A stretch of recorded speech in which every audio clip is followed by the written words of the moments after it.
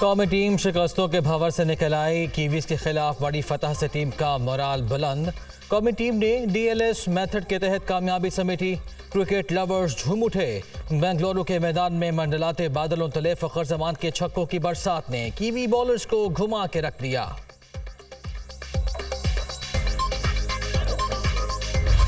New Zealand ने पहले batting करते हुए कौमी टीम को पहाड़ जैसा 402 रन का हदफ दिया। ताकुब में पाकिस्तान की पहली विकेट जल्द गिर गई। अब्दुल्ला शफीक 4 रन बनाकर पवेलियन लौट गए।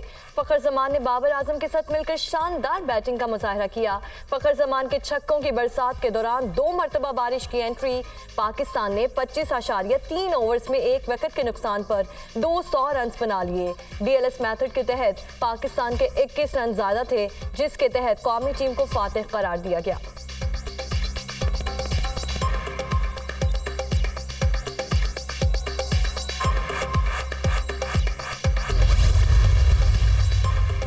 कप्तान बाबर आजम की फ़खर जमान को अच्छे इनिंग्स खेलने पर मुबारकबाद। फ़खर जमान ने जब भी ऐसी इनिंग्स खेली हम जीते।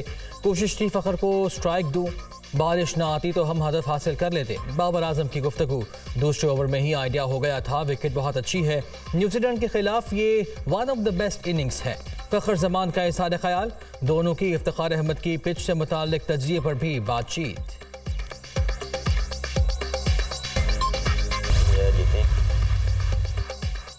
पाकिस्तानी टीम के सेमीफाइनल में जाने की उम्मीदें बरकरार। ग्रीन शर्ट्स ने न्यूजीलैंड को शिकस्त देकर इवेंट में चौथी कामयाबी अपने नाम की।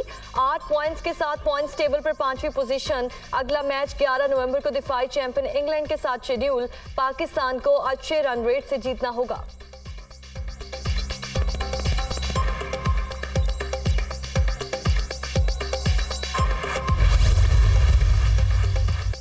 वर्ल्ड कप में आज एक मैच खेला जाएगा। जनूबी अफ्रीका और भारत की टीमें आमने सामने होंगी। भारत 7 मैचेस खेलकर नाकाबिल शिकस्त। जनूबी अफ्रीका ने 7 मैचेस में से 6 जीते। दोनों टीमें सेमीफाइनल के लिए क्वालिफाई कर चुकी हैं।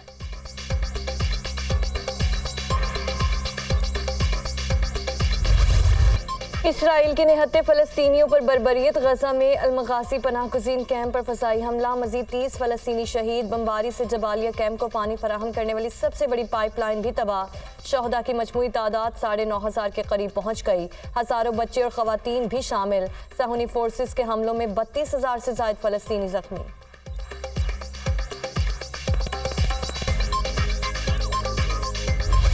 अल-क़स्साम ब्रिगेड का इसराइल पर जवाबी वार। टैंकों को तबाह करने की वीडियो जारी। रॉकेट लॉन्चर से निशाना बनाया गया। जंगजुओं ने अल शती कैंप के करीब सेहूनी फोर्सेस के टैंकों को मलियामेट किया।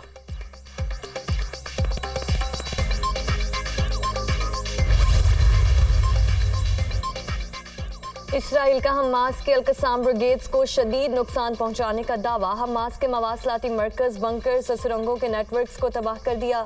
इसराइली फोर्स हमास के चीफ को तलाश करके खत्म कर देगी। इसराइली वज़ीर दिफा की धमकी।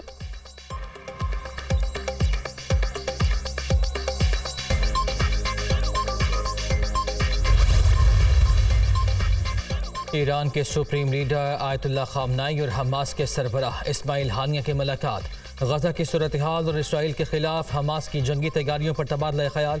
ईरानी सुप्रीम लीडर की सरबराह हमास को मुकम्मल ताउन की यकीन दहानी।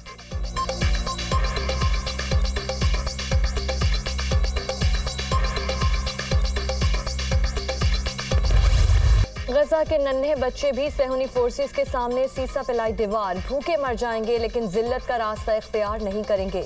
इनकलाबी तराना गाने की वीडियो सोशल मीडिया पर वायरल।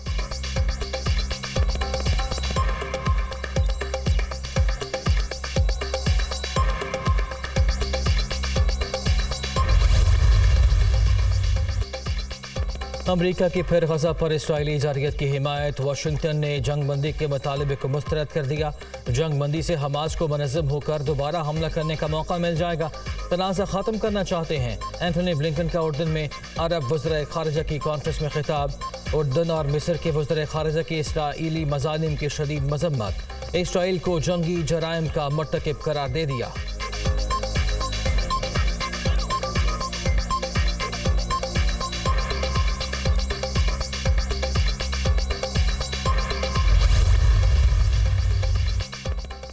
सदर तुर्किया का इसराइल को आलमी अदालत ले जाने का ऐलान। इसराइल गजा में फलस्तीनियों को तबाह कर रहा है।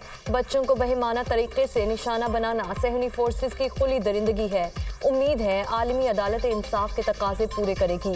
रजब तैयब एर्दोगान।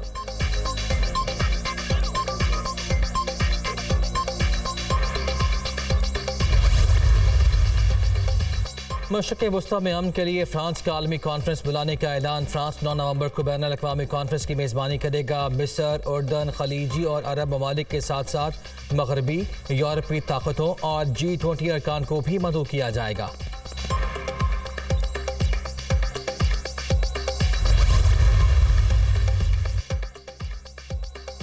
दुनिया इसराइली मज़ालिम के खिलाफ हम आवाज़। अमरीकी दारुल हुकूमत वाशिंगटन में फ़लस्तीन के हक़ में तारीख का सबसे बड़ा मार्च।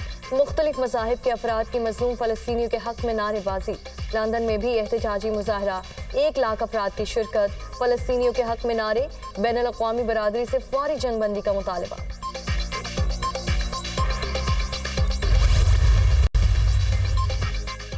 सिंध के 16 अजला में ज़िमनी बल्दियाती इंतखाबात मैदान सज गया। पोलिंग का अमल जारी। 25 यूनियन काउंसिल्स की नशिस्तों पर 116 उम्मीदवार आमने सामने। सूबे भर में 182 पोलिंग स्टेशन कायम। सिक्योरिटी की खुसूसी इंतजामात।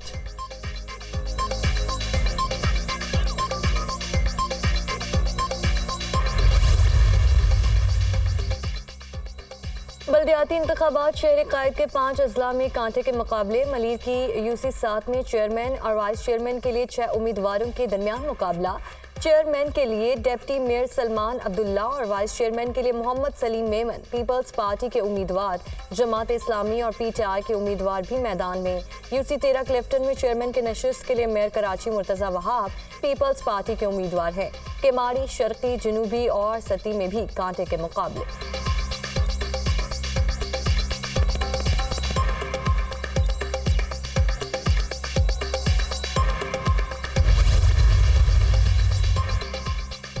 एयर चीफ ज़हीर अहमद बाबर सिद्धू का दहशतगर्द हमले के बाद मियांवाली एयरबेस का दौरा।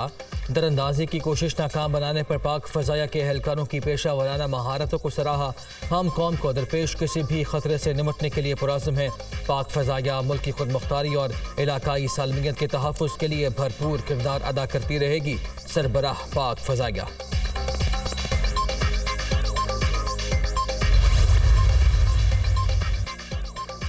पसनी, गवादर और मियांवाली एयरबेस पर दहशतगर्दों के हमलों से मुतालिक अहम इंकशाफात। सोशल मीडिया पर मुल्क दुश्मन अनासिर के एजेंट्स और टाउट्स ने पाकिस्तान मुखालिफ मुहिम शुरू कर दी। 3 नवंबर की रात भारतीय एजेंसी रॉ से जुड़े एक्स अकाउंट्स फ्रंटल फोर्स, बाबा बनारस और दीगर ने मियांवाली हमले का इशारा दिया। एयरबेस पर हमला नाकाम हुआ तो इंडियन मीडिया ने 9 मई की तस्वीरें दिखाकर झूठा प्रोपेगेंडा शुरू कर दिया। एक सियासी जमात से जुड़े कुछ ट्रॉल्स के अकाउंट्स ने भी सानिया लसबेला की तर्ज पर शहीद फौजियों की बेहुरमती और हर्जा सराई की।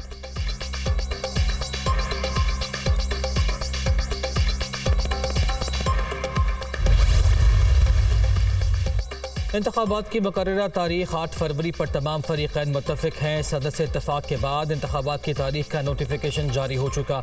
वफाकी और सूबाई हुकूमतें यकीनी बनाएं कि इंतखाबात का अमल 8 फरवरी को बगैर किसी रुकावट के मुकम्मल हो। कोई इदारा दूसरे की आनी हदूद में मुदाखलत करे तो नताइज संगीन होंगे। अदालत ने सदर और इलेक्शन कमीशन के उमूर में मुदाखलत नहीं की। तारीख के तायुन में सहूलत कारी की। सदर का 3 अप्रैल को असम्बली तहलील करने का फैसला गैर आइनी था। सुप्रीम कोर्ट ने इंतखाबात केस का 10 सफ़हात पर मुश्तमिल तहरीरी फैसला जारी कर दिया।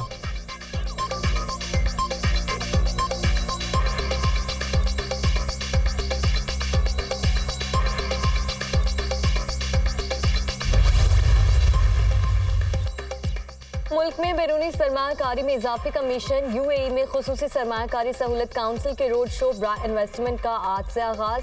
सरमायाकारी को बेहतर बनाने के लिए SIFC की काविशों से मुतालिक आगाही दी जाएगी। 7 नवंबर तक जारी रहने वाले रोड शो में मुत्तहिदा अरब अमारात और दीगर ममालिक से सरमायाकार शिरकत करेंगे। पाकिस्तान में मौजूद वसाइल और सरमायाकारी के मौक़ों से मुतालिक मालूमात भी दी जाएंगी।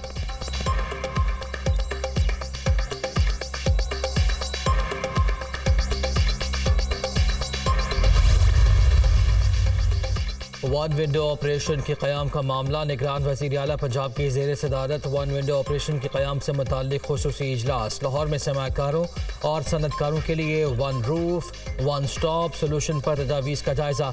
लेस्को सुई गैस के काउंटर्स भी वन विंडो सेंटर में काम किए जाएंगे। अफसरान दरख्वास्त दहिंदगान का फॉर्म खुद पुर करेंगे।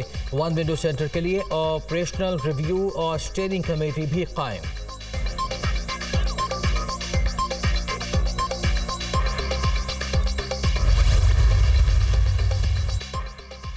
गैर कानूनी अफगान बाशिंदों का वतन वापसी का सिलसिला जारी। 4 नवंबर को 7,135 अफगान बाशिंदे वतन वापस रवाना हुए। हुकूमत पाकिस्तान अब भी रज़ाकाराना तौर पर वापस जाने वालों को तमाम सहूलियात फराहम कर रही है। वापस जाने वालों में खवातीन और बच्चे भी शामिल। तोरखम और चमन बॉर्डर पर ट्रांसिट कैंप कायम। अब तक 1,82,154 गैर कानूनी मुकीम अफराद वतन वापस जा चुके।